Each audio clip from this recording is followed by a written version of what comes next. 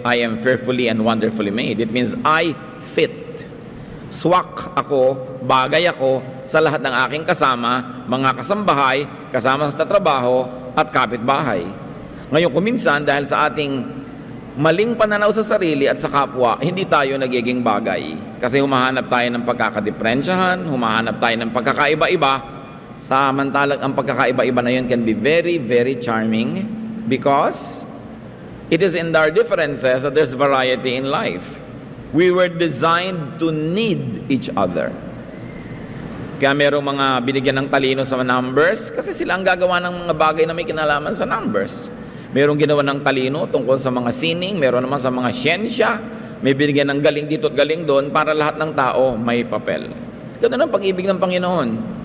Kung ginawa lang tayong pare-pareho, siguro wala tayong hahanapin sa kapwa dahil pareho natin, pero gusto nyo bang kapareho nyo ang lahat ng tao?